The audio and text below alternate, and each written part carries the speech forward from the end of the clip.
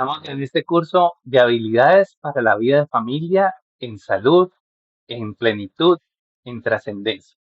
Estamos en una serie de videos en donde vamos a trabajar, bueno, qué es la familia, qué es la persona, qué es el matrimonio, qué es lo que Dios creó para nosotros, eh, para que podamos entender entonces cuál es el camino de vida que Él nos da.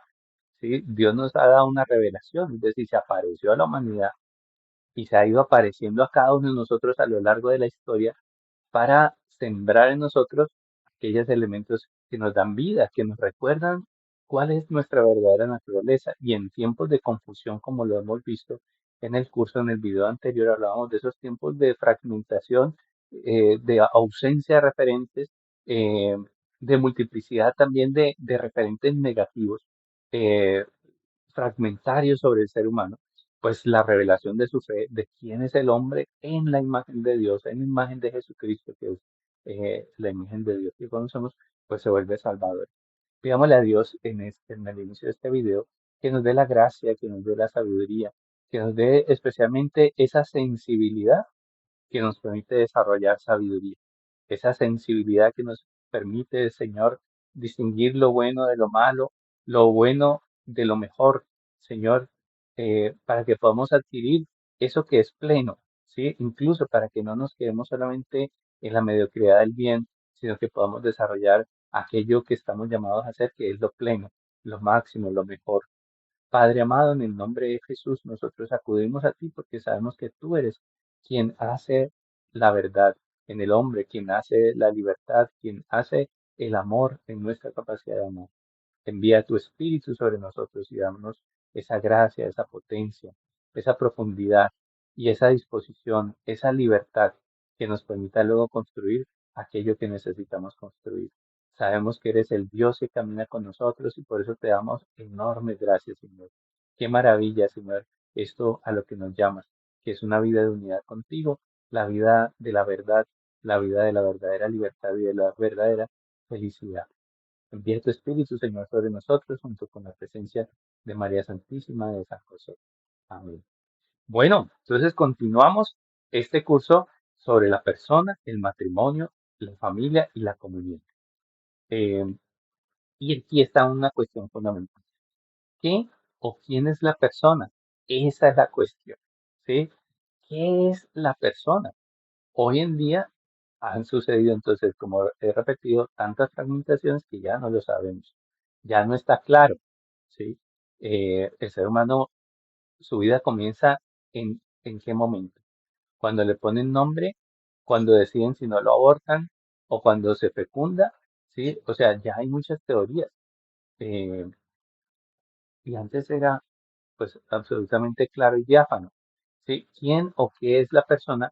Porque eso nos daría una idea de cuál es su trascendencia, de cuál es su valor, y entonces nos enseñaría cómo debemos pensar y cuidar del ser humano. Si fuéramos solamente cuerpo y descubrimos que solamente somos cuerpo, pues comamos y bebamos, porque si no hay un futuro y si no hay cielo y si no hay trascendencia, pues lo que alcance usted a coger en la piñata es eso todo. Pero si hay trascendencia, si tiene sentido, el desarrollar una ética, un sentido de los valores, un sentido de lo que va más allá de la ganancia material, si hay sentido de los valores inmateriales no son religiosos únicamente, el sentido de la paz, el sentido de la verdad, de la justicia, de la unión, el progresar en el tiempo, es decir, de llegar a la planificación. Esos son valores inmateriales, pero que terminan siendo determinantes para que el ser humano tenga salud y pueda llegar a tener plenitud. Juan Pablo II propone algo muy interesante en la teología del cuerpo. ¿Sí? Bueno, si nos hemos confundido, pues volvamos al inicio. Pensemos cómo era en el inicio para que podamos tener una idea clara de entonces quién es el ser humano y a qué está llamado a ser. Hubo un plan original y en ese plan original, pues Dios se pensó y nos pensó amigos de Él, una familia en unidad. Esas notas fundamentales, pues para comprender esto me voy a volver un poquito y voy a sacar a raíz algunos elementos pues de lo que nos revela la fe lo primero que habría que decir es que Dios es el que es, ¿sí? En su nombre nos lo dice. Cuando a Moisés se le revela y Moisés le dice, bueno, ¿y tú cómo te llamas para ir a hablar de ti?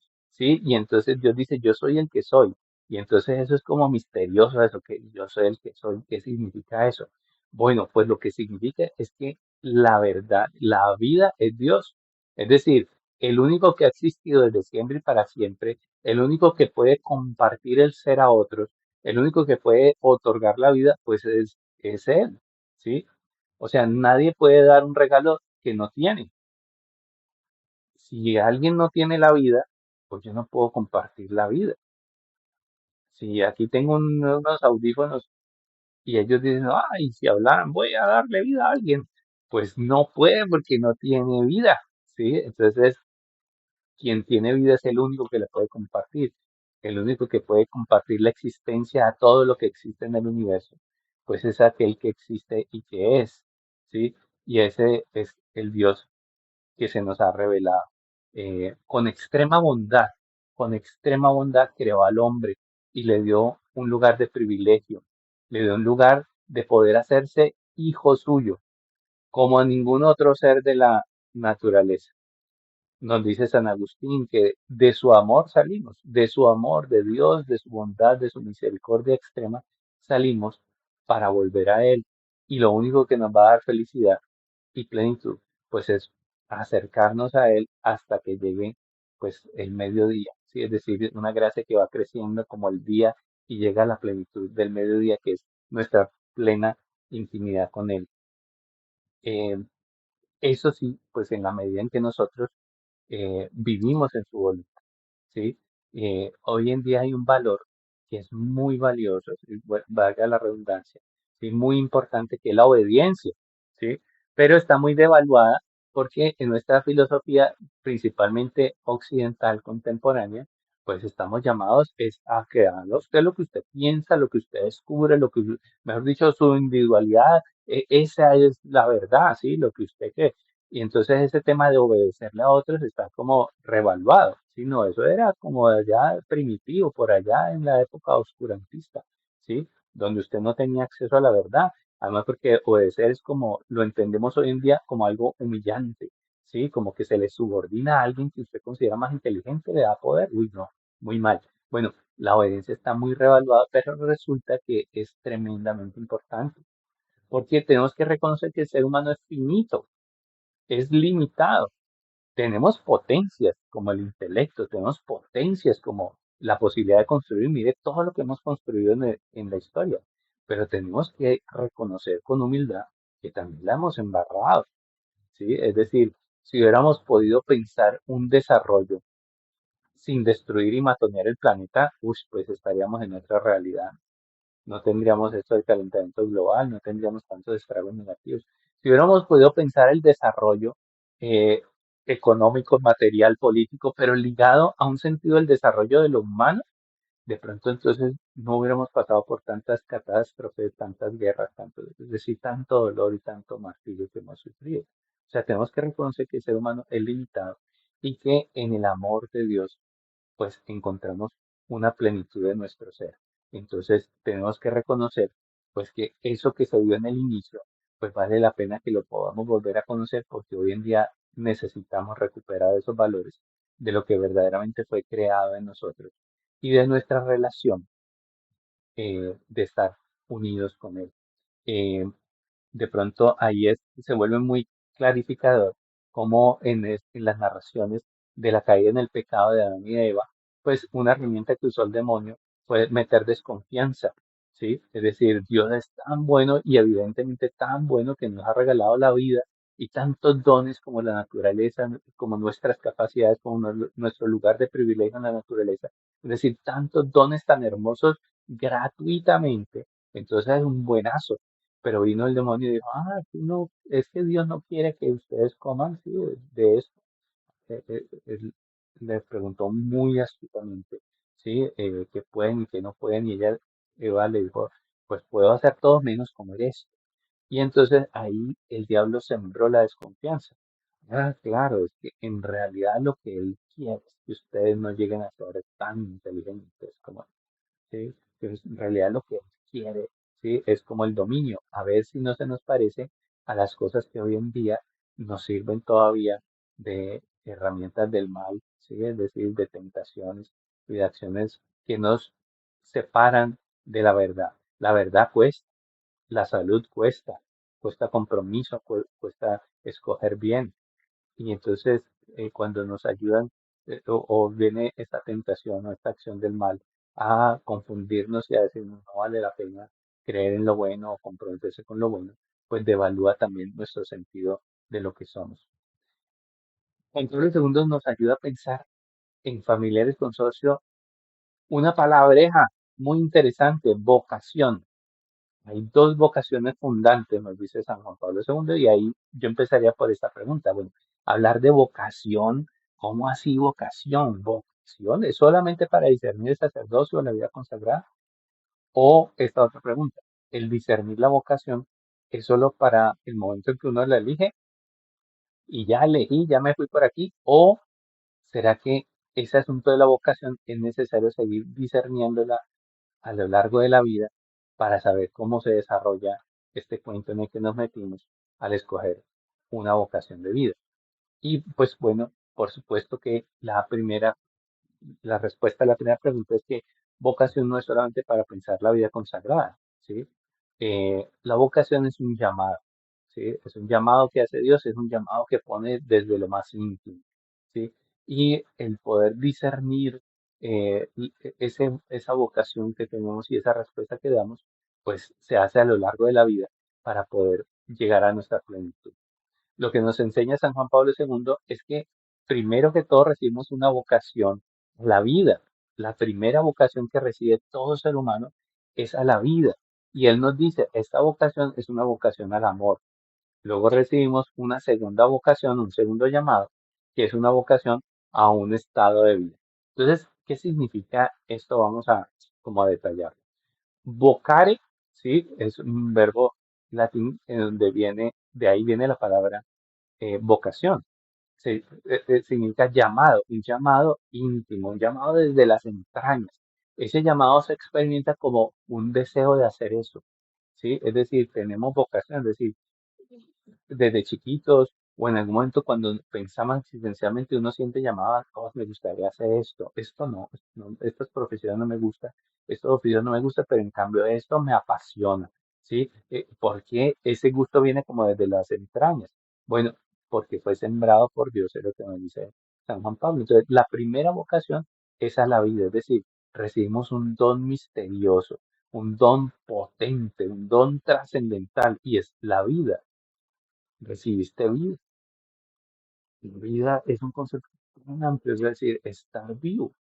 Estar vivo es tener muchas capacidades, es poder hacerlo todo. Estar vivo es poder descubrir todo lo que está delante de nosotros, el universo. Estar vivo es poder amar o es poder destruir. Es dedicar mi vida a lo mejor o es poder dedicar mi vida a lo peor. Pero mi vida es una oportunidad, o sea, es un don magnífico. Y lo que nos dice San Juan Pablo II es que el acto de mayor inteligencia que puede tener un ser humano es poder meditar por qué recibí vida, poder meditar, recibir vida de alguien que le da, de quién es, del que tiene el ser entero. Es decir, no es un accidente, fui creado por amor. Fui creado por amor, entonces mi sentido de vida es amar.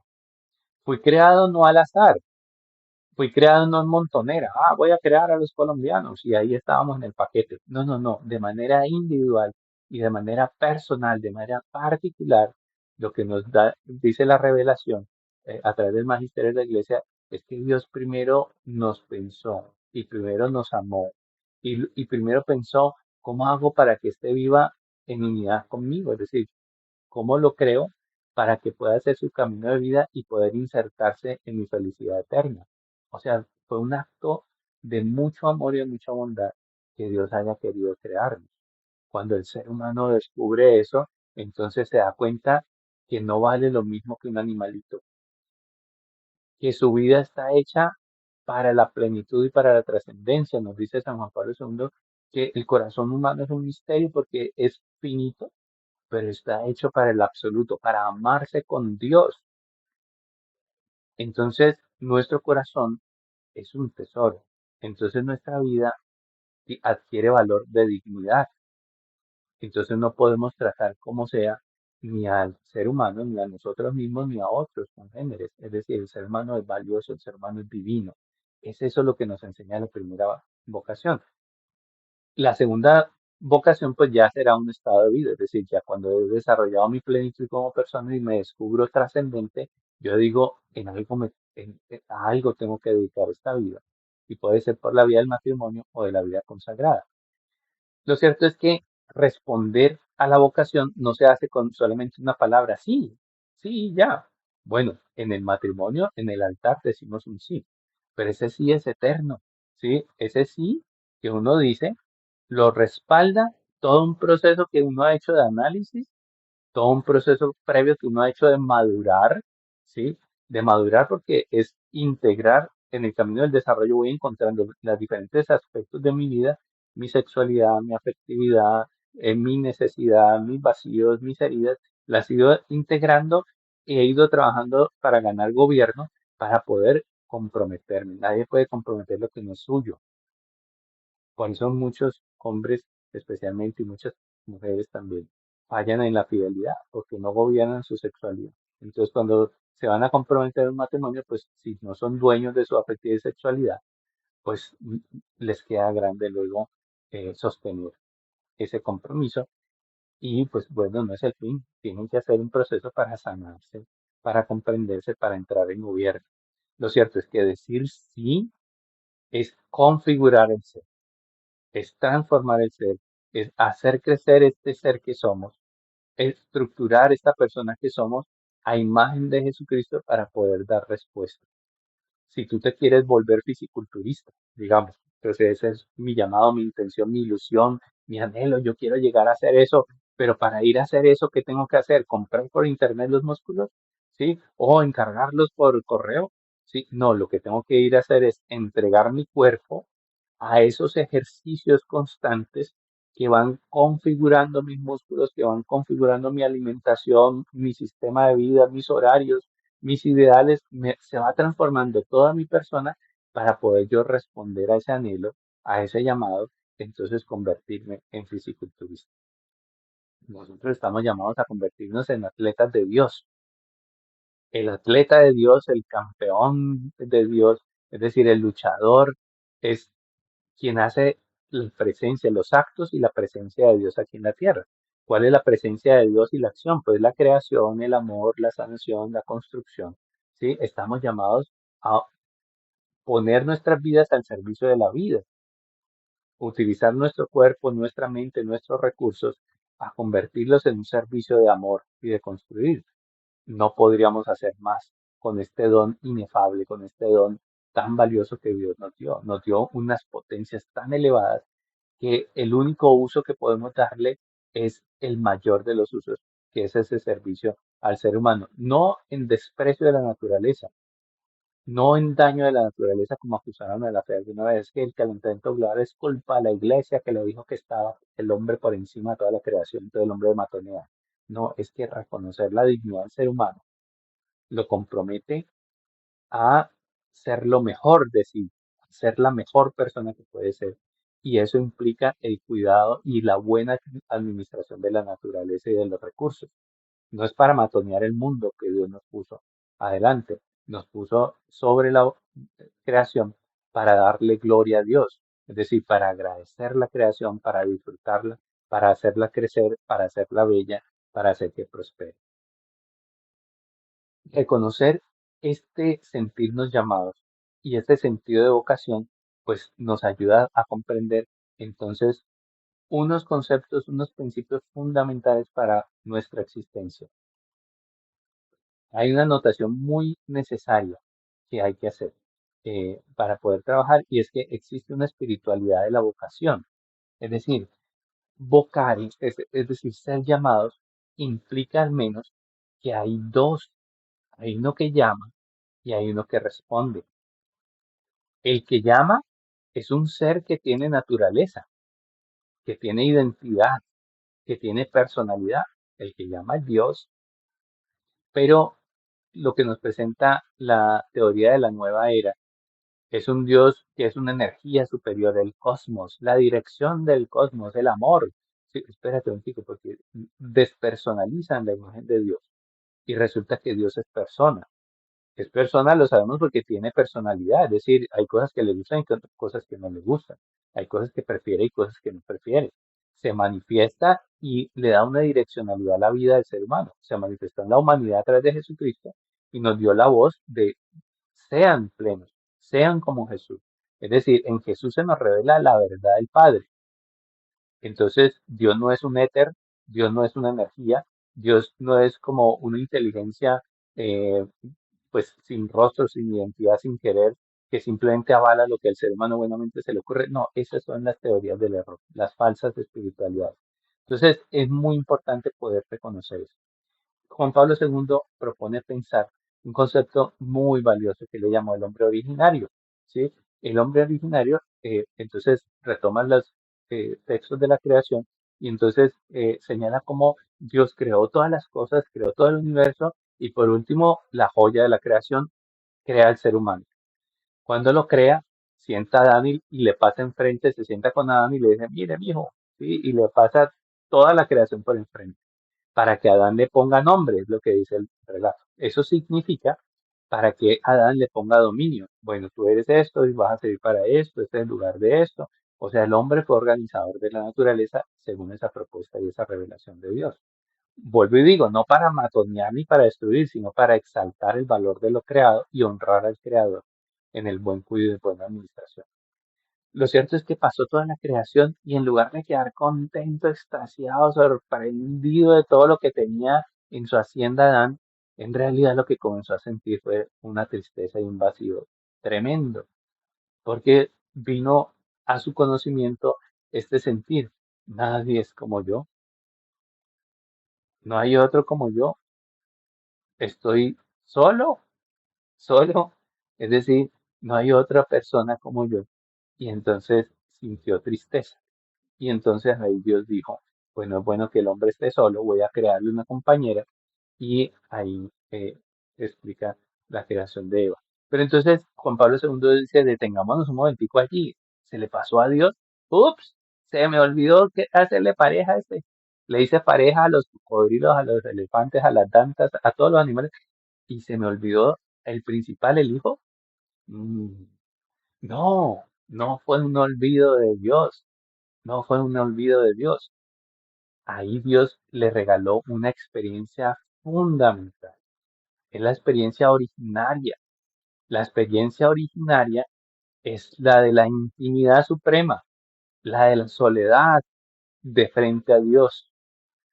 Esa experiencia de estar inermes frente a la existencia de aquel que nos ama, de aquel que nos llama, de aquel que es fuente y sentido y origen de todo y fin de todo. Esa experiencia es fundamental y no se nos puede olvidar, porque resulta que allí es donde el ser humano se abre al sentido, ahí es donde el ser humano se abre a preguntar qué soy, quién eres tú, cuál es el sentido de que nos relacionemos, cuál es el sentido de lo que de estar aquí. Esa experiencia es fundamental para descubrirnos y para descubrirnos delante de nuestro creador y poder comprender entonces cuál es el llamado a vida, cuál es el propósito. Esta experiencia del hombre originario en donde Dios se le revela y le puede ayudar a entender que solo Él es su plenitud, que solo en Él encuentra su felicidad y su plenitud, que solamente en Dios encuentra su origen y su fin. Pues se vuelve una experiencia que no es solamente para marcar un inicio, en realidad es para ayudarle a comprender cuál es la verdadera realidad, su verdadera naturaleza. Fue hecho para la comunión, fue hecho para vivir, buscar y construir la relación íntima con aquel que es trascendente, porque resulta que esa relación trascendente es lo que le da sentido, fuerza y salud. Entonces, esa experiencia originaria genera una pauta, un hábito de relación, de cercanía, de profundidad, de intimidad. Hoy en día nosotros necesitamos volver a rescatar esa capacidad de silencio, de intimidad, de presentarnos al Eterno, de observar la naturaleza y comprender que tenemos un lugar y un sentido allí, y que todo eso es un sentido de amor, de construir, de plenitud. Dios es nuestra cuna, nuestra salvación, nuestra presencia. Y llegar allí, pues es lo que verdaderamente nutre profundamente este ser que somos. Si vamos a hablar de crianza, si vamos a hablar de vida de la familia, si vamos a hablar del propósito de la vida humana, si vamos a hablar del proyecto de vida, este es la piedra angular y este es el punto fundamental.